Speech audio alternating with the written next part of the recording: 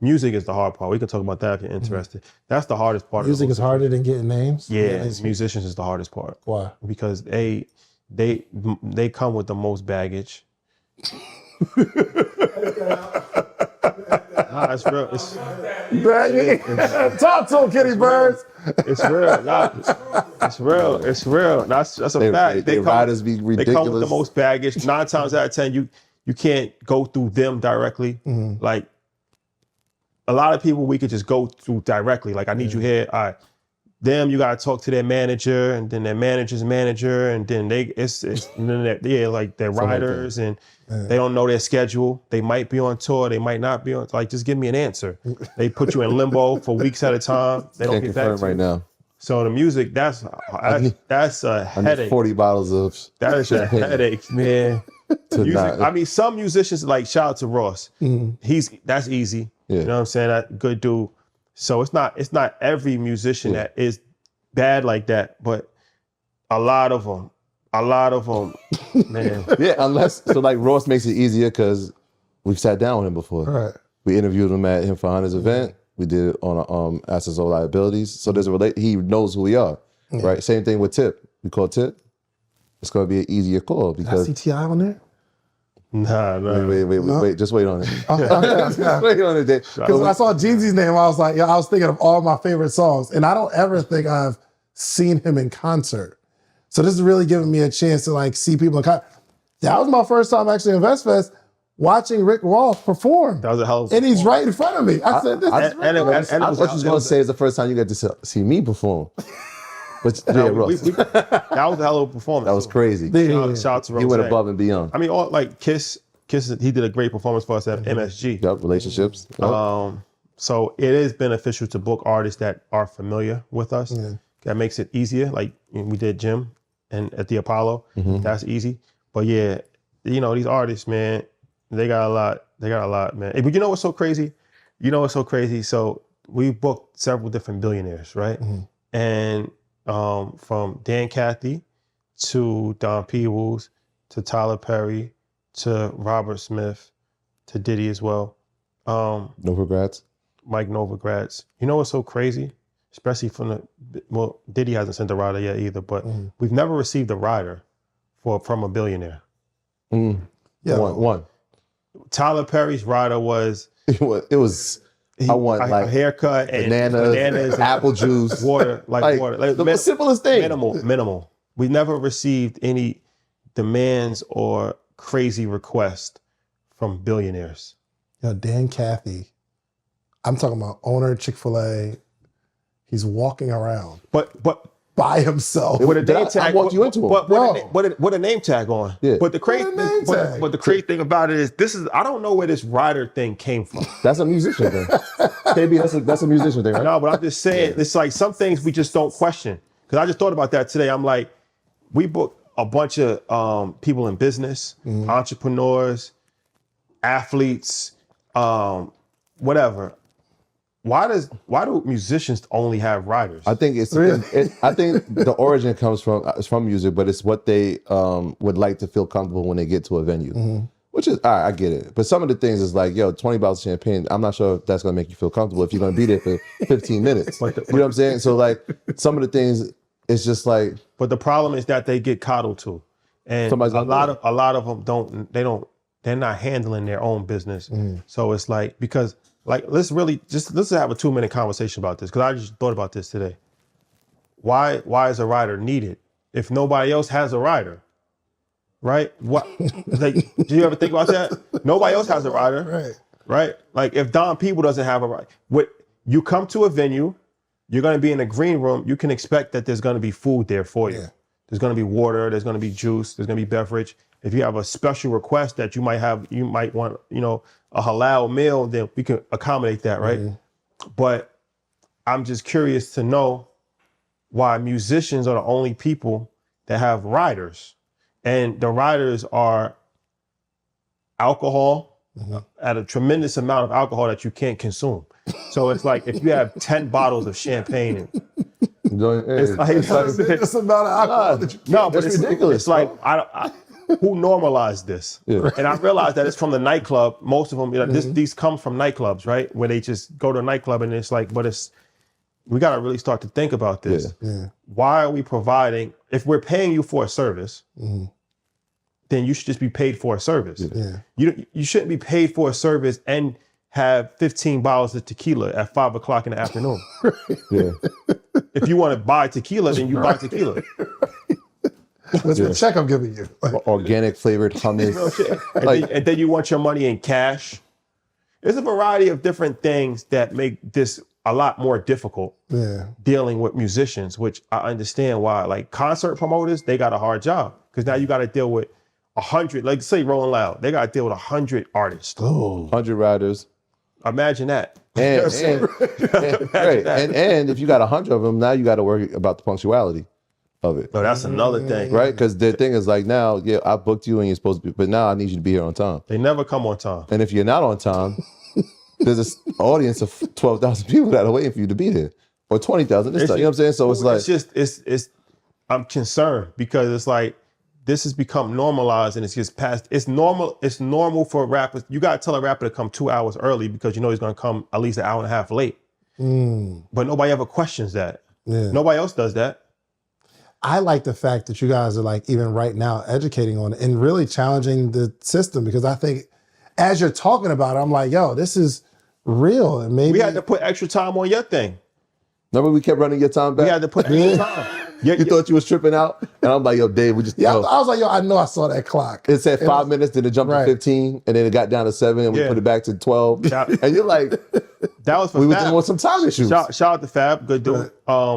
He's actually a great dude, but it is what it is. He's 3 hours late on 5 o'clock on a Sunday.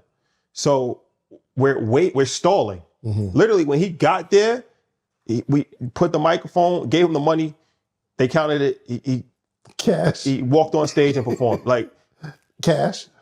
Yeah, cash. Yeah. So cash on delivery. we literally like Cash on delivery. we going back and forth with like, where y'all at? Where y'all at? Da, da, da, da. Like they like, 5 minutes away. Pulling up. A half an hour later, 5 minutes away. Half an hour later, 5 minutes away. So you was on stage. They spent 30 minutes. They said we on the grounds.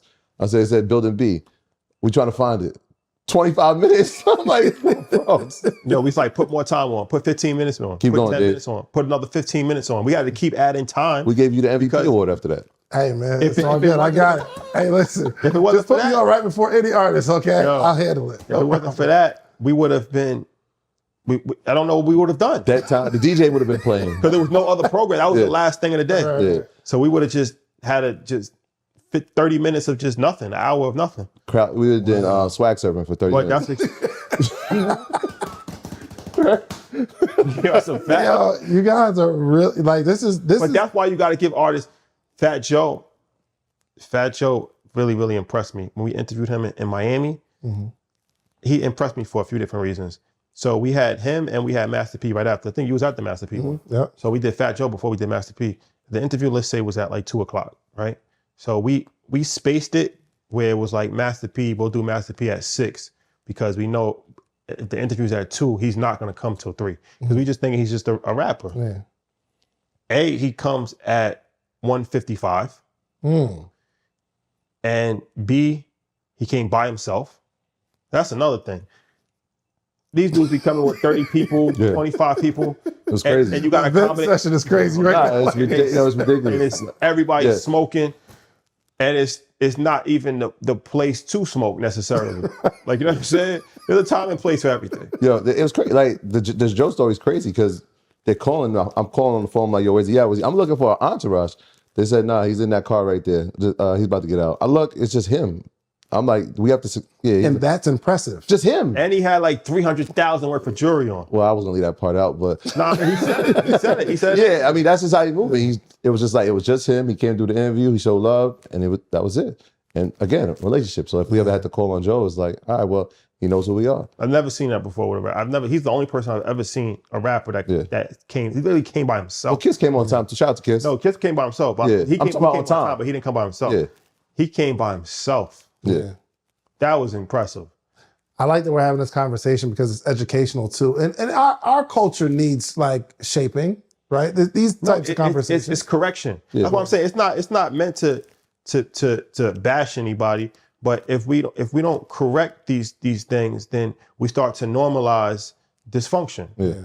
And it's like, I feel like we have a voice, we have a platform, and we have credibility in the street. Like, we are hip hop. Yeah. So it's like, this is a family conversation. Yeah. So it's like, we have to correct these things, because it leads to getting taken advantage of. Yeah. It leads to not doing bad business, because how you do one thing is how you do everything. Yeah. So if you're not on top of it, if you're late, if you're always high, if you got a million people around you, these are formulas for disaster. Yeah. So it's like, this is a bigger conversation, but the artists need to understand it. And there's artists like La Russell, like there's a new generation of artists that are changing that mold, but it needs to be done more on a wider scale. So it's like, this is a formula that record labels have put in place for artists. Yeah. And they give you a manager, and they give you a stylist, and they give you a rider. You don't even know, you don't know why you're doing these things. It's just been told to you. Mm-hmm. Like, you know what I'm saying? Like, this is what you're supposed to do. This is what we're going to negotiate for you. This is what you get.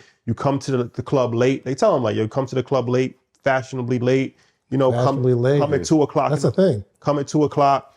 These are things Club close at 2:30. This is not honest. It's real. So this is how they're being educated. So like I said, how you do one thing is how you do everything. So if you're told don't come to the club until 1:30, then you thinking I'm supposed to be late. Yeah. So it's a business event. I'm supposed to be late. You automatically think that late is on time, because I'm an artist and I can't come on time. But the crazy thing is, when we interviewed Robert Smith, who's the richest black person in American history, it was on a Friday at 7 o'clock in the morning and he came at 6:50. Mm-hmm. You know what I'm saying? AM. So AM. Yeah.